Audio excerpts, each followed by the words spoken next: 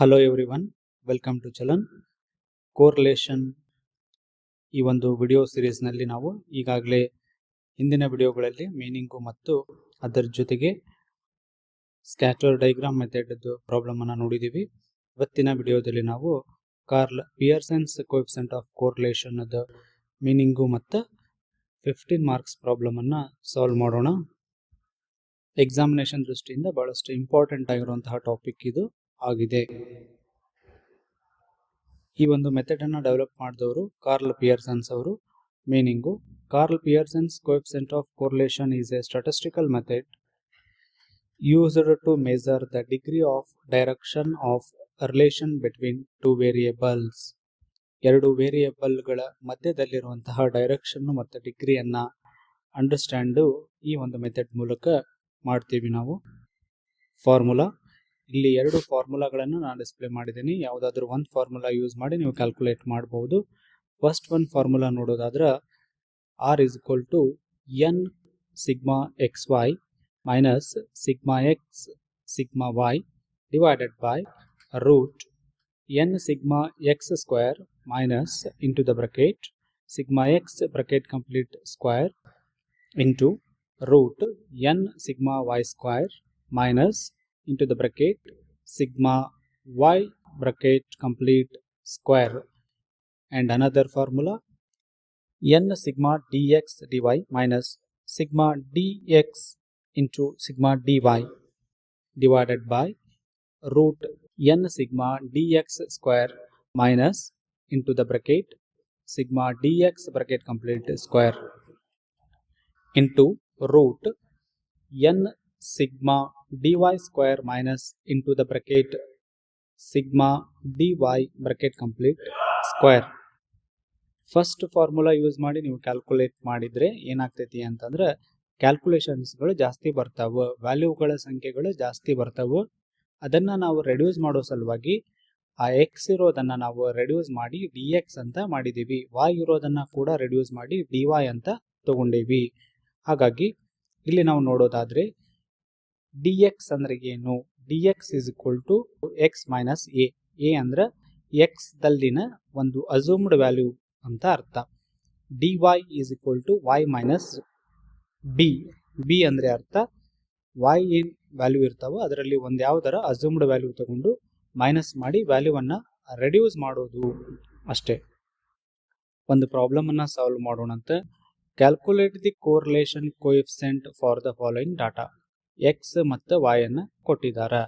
ಇದರ ಬೇಸ್ ಮೇಲೆ ನಾವು ಕಾರ್ಲ್ ಪಿಯರ್ಸನ್ಸ್ ದವರ್ದು ಕೋಎಫಿಷಿಯಂಟ್ ಆಫ್ ಕೋರಿಲೇಷನ್ ಅನ್ನ ಕ್ಯಾಲ್ಕುಲೇಟ್ ಮಾಡಬೇಕು. ಅದು ಮೆನ್ಷನ್ ಇರ್ತೈತಿ ಪ್ರಾಬ್ಲಮ್ ಒಳಗೆ ಅವ್ರ ನೇಮ್.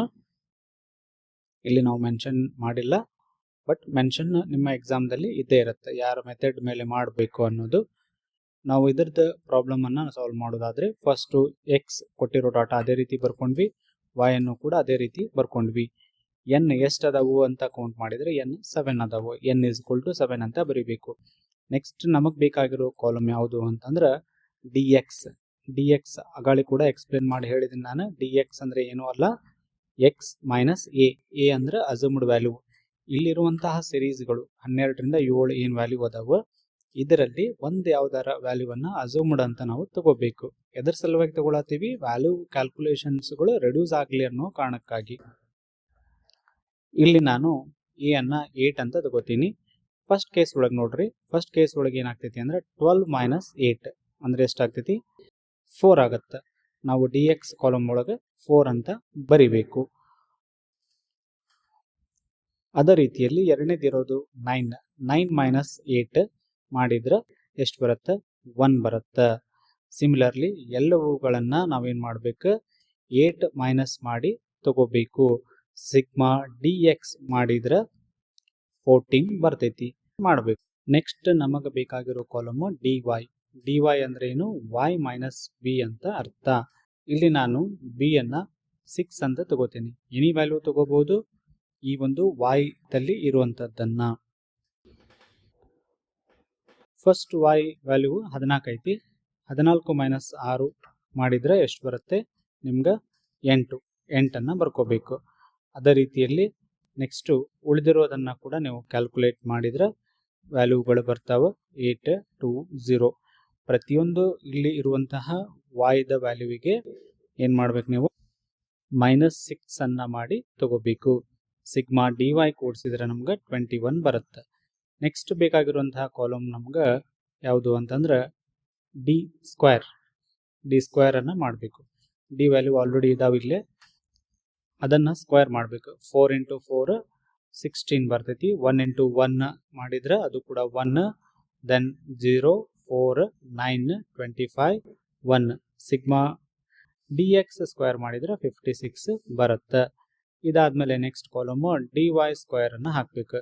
dy ವ್ಯಾಲ್ಯೂಗಳು ಆಲ್ರೆಡಿ ಇಲ್ಲಿ ಇದಾವಲ್ಲ, ಇವುಗಳಿಗೆ ಸ್ಕ್ವೇರ್ ಅನ್ನ ನೀವು ಮಾಡಿ ತಗೋಬೇಕು.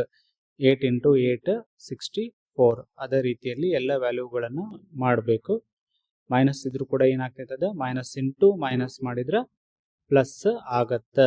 ಹಾಗಾಗಿ 9 ಅಂತ ಬರೆದೇವು ಪ್ಲಸ್ ಒಳಗೆ. ಟೋಟಲ್ ಮಾಡಿದ್ರೆ ನಿಮ್ಗೆ 147 ಬರುತ್ತೆ. ಆ್ಯಂಡ್ ಲಾಸ್ಟ್ ಕಾಲಮ್ ನಮ್ಗೆ ಬೇಕಾಗಿರೋದೇನು ಅಂತಂದ್ರೆ dx dy ಈ ಎರಡು ವ್ಯಾಲ್ಯೂಗಳನ್ನು ನಾವೇನು ಮಾಡಬೇಕು ಇಂಟು ಮಾಡಿ ತಗೋಬೇಕು.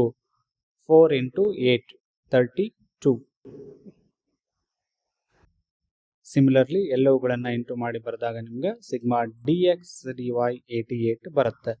ಈ ಎಲ್ಲ ವ್ಯಾಲ್ಯೂಗಳನ್ನು ನಾವು ಫಾರ್ಮುಲಾದೊಳಗೆ ಸಬ್ಸ್ಟಿಟ್ಯೂಟ್ ಮಾಡಬೇಕು.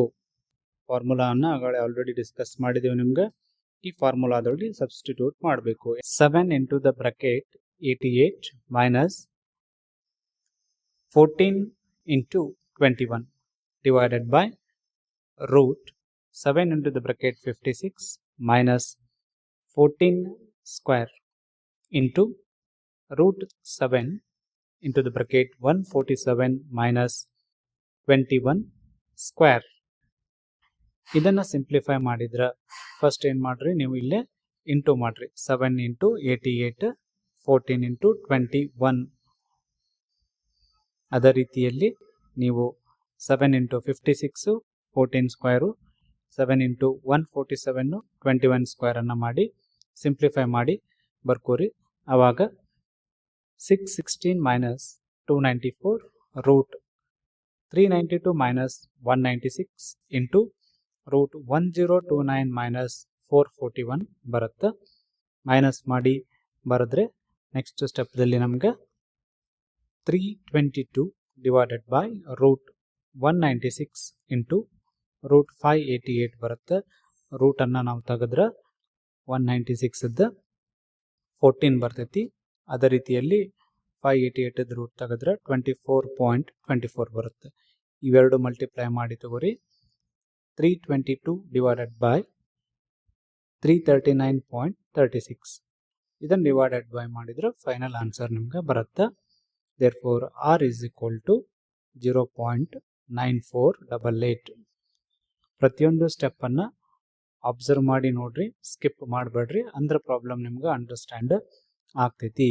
KUD ಪೇಪರ್ ಓಲ್ಡ್ ಕ್ವಶನ್ ಪೇಪರನ್ನು ನಾವು ನೋಡಿದ್ರೆ 15 ಮಾರ್ಕ್ಸ್ಗೆ 2023 ಬಂದೈತಿ, 2020 ಬಂದೈತಿ, 2018 ಬಂದಿದೆ, 17 ಪ್ರತಿ ವರ್ಷನೂ ಕೂಡ ಬಂದಿದೆ. ನೆಕ್ಸ್ಟ್ ವಿಡಿಯೋದಲ್ಲಿ ಇದೇ ಕಾರ್ಲ್ ಪಿಯರ್ಸನ್ ಮೆಥಡ್ ಮೇಲೆ 5 ಮಾರ್ಕ್ಸ್ದು ಡಾಟಾ ಅವರೇ ಕೊಟ್ಟಿರ್ತಾರೆ, ಅದನ್ನು ಯಾವ ರೀತಿ ಸಾಲ್ವ್ ಮಾಡಬೇಕು ಅಂತ ನೋಡೋಣ ಅಂತ. ಇಲ್ಲೊಂದು ಎಕ್ಸಾಂಪಲ್ ತೋರಿಸ್ತಾ ಇದ್ದೀನಿ ಪ್ರಾಬ್ಲಮ್. ಈ ರೀತಿ ಅವರೇ ರೆಡಿಮೇಡ್ ಕೊಟ್ಟಾಗ ಯಾವ ರೀತಿ ಸಾಲ್ವ್ ಮಾಡಬೇಕು ಅನ್ನೋದನ್ನು ನೆಕ್ಸ್ಟ್ ವಿಡಿಯೋದಲ್ಲಿ ನಾವು ನೋಡೋಣ. ಚಾನಲನ್ನು ಸಬ್ಸ್ಕ್ರೈಬ್ ಮಾಡಿ, ಲೈಕ್ ಮಾಡಿ ಮತ್ತು ಶೇರ್ ಮಾಡಿ. Thank you.